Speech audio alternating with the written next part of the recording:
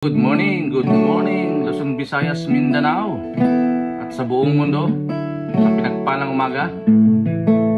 Tuesday ng umaga po mga kapatid, August 26. Yan. Pinagpala na po ang umagang ito sa ating pong kapatid na nakamagang nagising. Good morning na. So bago tayo mag-upos, tayo po umawit sa Panginoon. Tayo po magpasalamat sa kanya pong sukdulang biyaya. Hallelujah, Lord. Habang hindi karapat-dapat, pagupulan ng habag at wagas mong pagsinta. Habang walang kakayanan, masuklian ka ng mabuti sa lahat mong ginawa.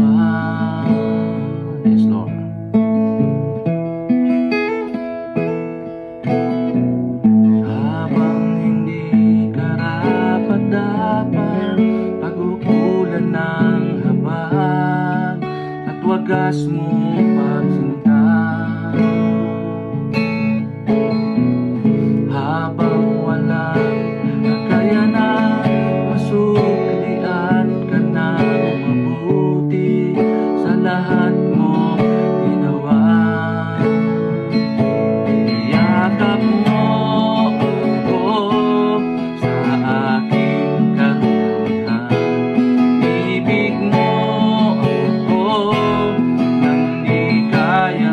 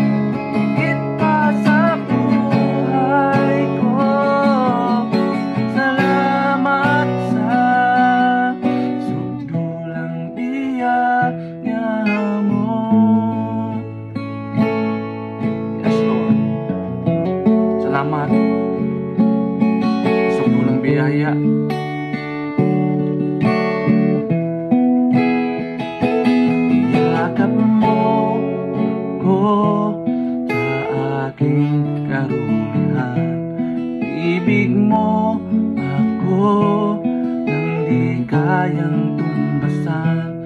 Yakap mo ako sa aking karumihan. Ibig mo ako nang di kayang tumbasan. O Diyos ng katarungan at katwiran na kahit minsan di nabahiran ang kabanal at kalwalhatian. Salamat sa sugdulang biyaya mo, O Diyos ng pag-ibig na mas malawak pa kaysa aking mga pagkakasala. Iit pa sa buhay ko, salamat sa sugdulang biyaya mo.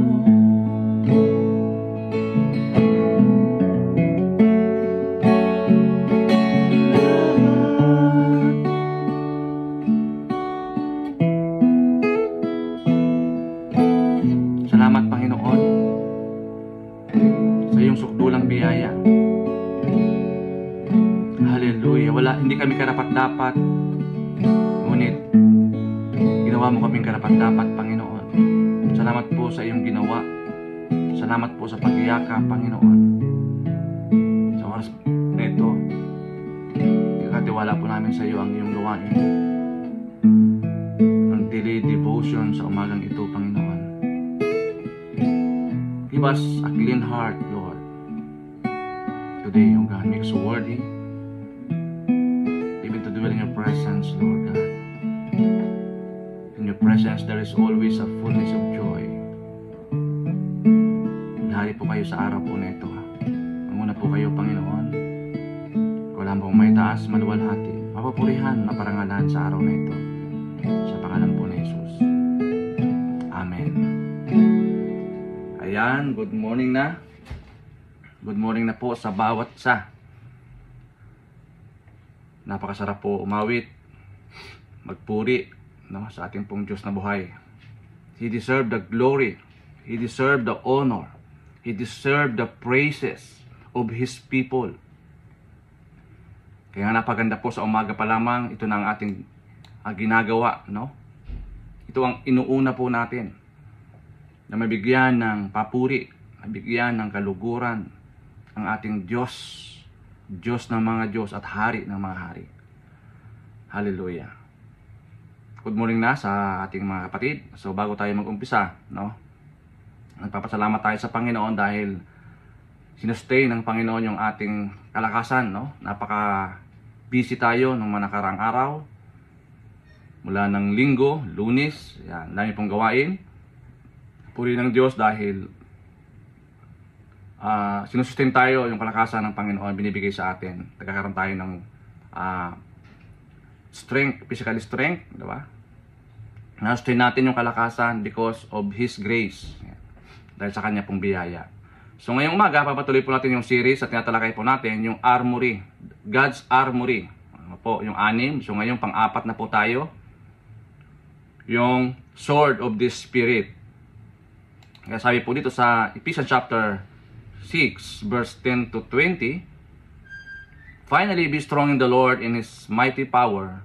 Put on the full armor of God so that you can take your stand against the devil's schemes. For our struggle is not against flesh and blood, but against the ruler, against the authorities, against the power of this dark world, and against the spiritual forces of evil in heavenly realms. Therefore, put on the full armor of God so that when the day of evil comes, you may be able to stand your ground, and after you have done anything, to stand firm. Then, with the belt of truth buckled around your waist, with the breastplate of righteousness in place, and with your feet fitted with the readiness that comes from the gospel of peace. 16. In addition to all this, take up the shield of faith, with which you can extinguish all the flaming arrows of the evil one. Take the helmet of salvation and the sword of the Spirit, which is the Word of God. And pray, sabi ni Paul, and pray in the Spirit on all occasions, with all kinds of prayers and requests. With this in mind, be alert and always keep on praying for all the Lord's people. Pray also for me, that whenever I speak, words may be given to me so that I will fearlessly make known the mystery of the gospel, for which I am the ambassador in chains. Pray that I may declare it fearlessly as I should. Purihin po ang pagkabasa ng kanyang dakilang salita. Ito po yung pamanhikan po ni Paul, no? Nasa po ay nasa kulungan. So, humingi siya ng panalangin, no, sa kanya pong mga kapatid. So ito po yung tatalakayin natin ngayong umaga, yung po yung sword of the Spirit. So Ephesians chapter 6 verse 17b, sabi, take up the helmet of salvation and the sword of the Spirit, which is the Word of God. Yung sword of the Spirit, which is the Word of God. Sabi dito, at kunin ninyo ang helmet ng kaligtasan at ang tabak ng Espiritu, na siyang salita ng Diyos. So titingnan natin the sword of the Spirit, which represent the Word of God. At ito po yung mga Roman soldiers, the sword served as an offensive weapon against enemies. Diba? Sabing sword, offensive yan. When sharpened, the sword could pierce through just about anything, making it a very dangerous tool. Diba? Kaya nga napakatalas po niyan, mga kapatid. So yan po ay offensive weapon po natin, yung sword of the Spirit, o tinatawag natin Word of God. So sabi dito, the armor of God is an illustration in the Bible that reminds every Christian about the reality of spiritual battle. Ito naman talaga yung katotohanan na meron tayong spiritual battle, no? Yung unseen, dito sa unseen world, no? And describe the protection available to them. Kaya kailangan natin yung armor of God, yung 6 armory ng ating pong Panginoon, no? Kaya nga sabi ni Paul, isuot natin. Oo. Each piece of armor has a distinct purpose in means of defense and offense against temptation and evil. No, kung mayroon pong physical battle, bilang isang Kristiyano, mayroon po tayong tinatawag na spiritual battle. Kaya, ang problema nito, hindi natin nakikita ng kalaban. Like doon sa physical battle, nakikita nila yung kalaban. Dito po sa spiritual battle, hindi natin nakikita yung kalaban. Kasi spirito nga, no? So, ano po ang puntos po natin sa mga ito, mga kapatid? Number 1, Jesus strike the eternal to change the external. Kaya nga, napakahalaga na binabago ng Panginoon, una, yung puso natin. Kaya sabi po ng Revelation chapter 19 verse 15, coming out of his mouth is a sharp sword with which to strike down the nation. He will rule them with an iron scepter that treads the winepress of the fury of the wrath of God Almighty. Si Lord kasi, alam niya yung puso natin. Alam niya yung motibo ng puso natin. Kaya kailangan ito muna ang lilinisin. Napalinis natin sa Panginoon yung puso natin, mga kapatid. Kaya sabi diba ng Biblia, for the abundance of the heart, the mouth speak. Kung ano yung laman ng puso, yun din yung lalabas ng ating mga bibig. Kaya kung punong-puno ng kasamaan yung puso natin, natural. Ang lalabas niyan, puro din kasamaan. No? Kung punong-puno ng galit yung puso natin, of course, ang lalabas ng bibig natin, puro din kasamaan, mga kapatid. So mahalaga na ipinapalinis natin sa Panginoon yung puso natin, first and foremost. Kaya nga, sa umpisa pa lamang, di ba, nagpapalinis na tayo sa Panginoon, no? Nagpapasiyasa tayo sa Panginoon. Lord, cleanse us, purify us, di ba, make us worthy. Oo, mga kapatid. So mahalaga po na pinapalinis natin sa Panginoon yung ating pong puso. Yan po yung una. Number 2, Jesus transformed the world through the Word. No, kaya nga, kailangan ng mga tao, mga kapatid, is yung Word ni Jesus. So, siyempre, sino po ang gagamitin ni Jesus na i-proclaim yung kanyang salita? Siyempre tayo. So, mahalaga na tayo po yung ambassador, no? Yung representatives ng ating Panginoon to proclaim the Word of God sa mga tao.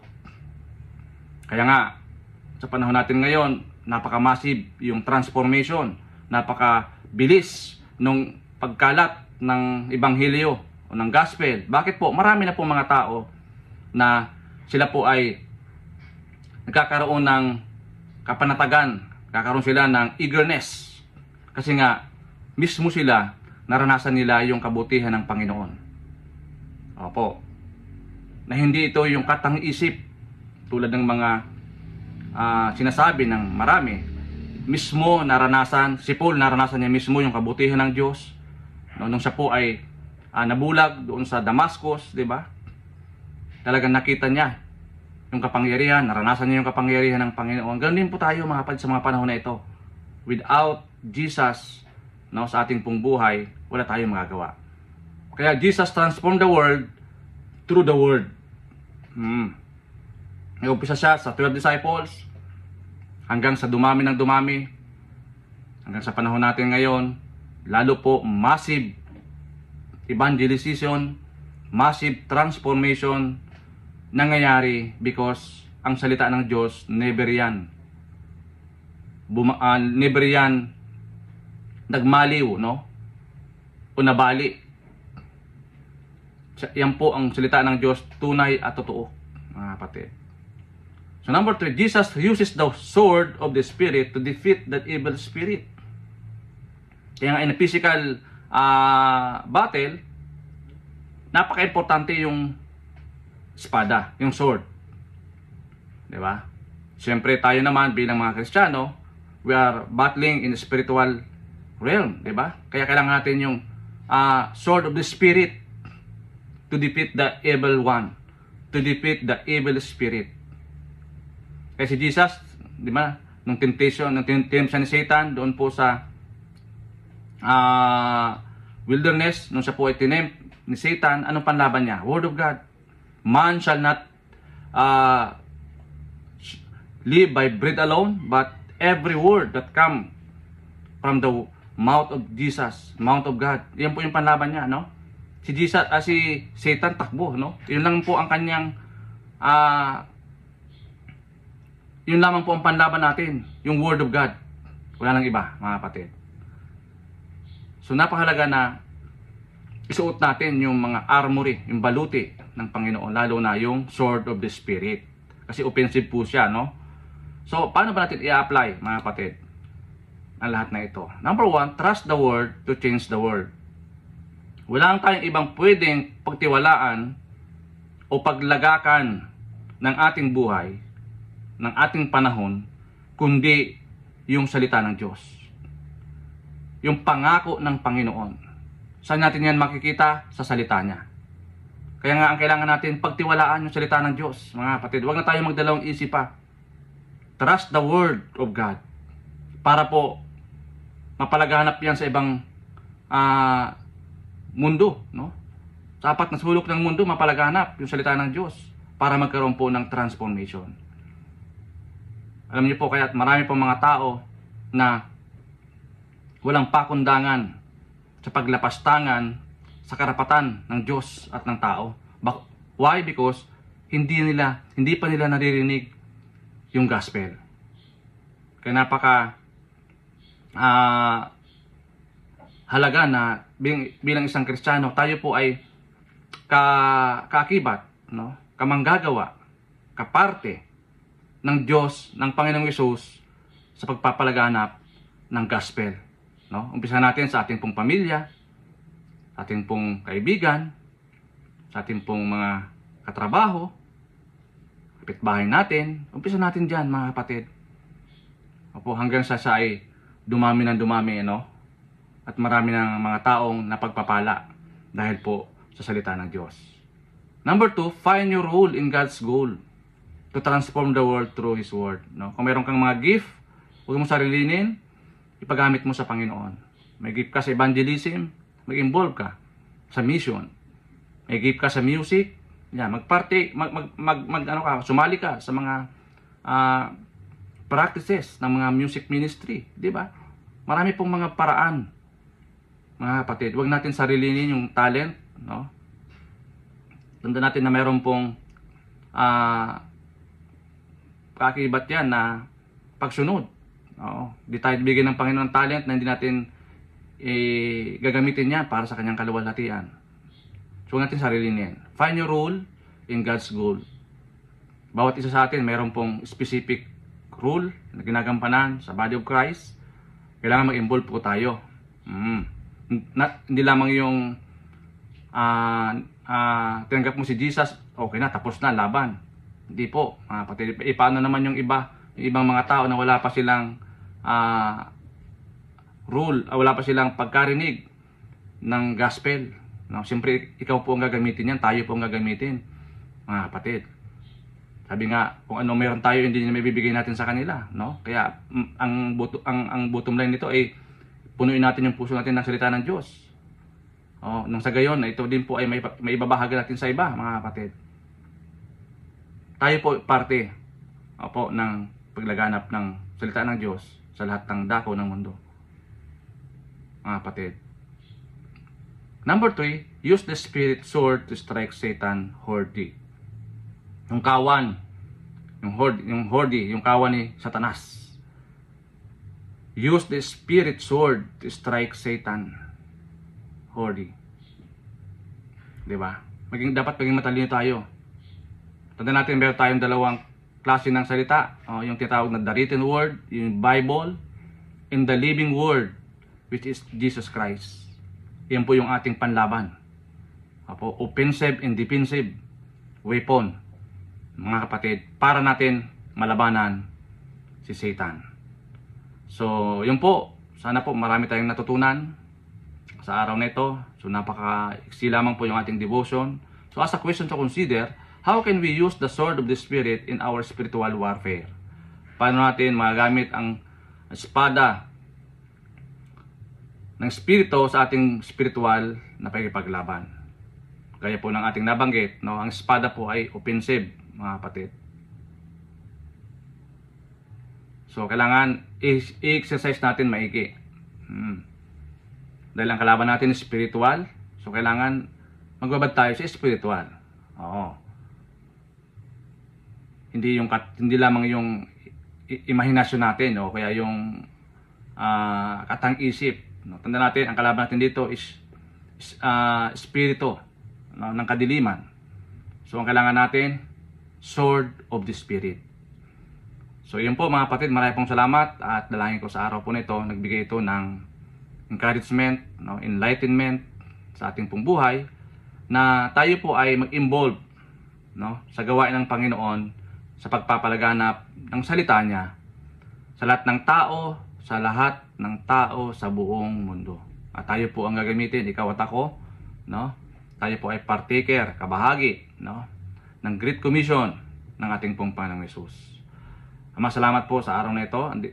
Lord, ang dalahin ko, Lord God, sa maghapon, samahan kami.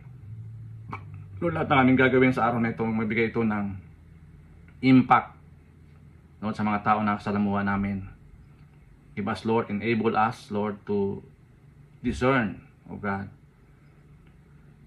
ang iyong nais sa aming buhay, Lord.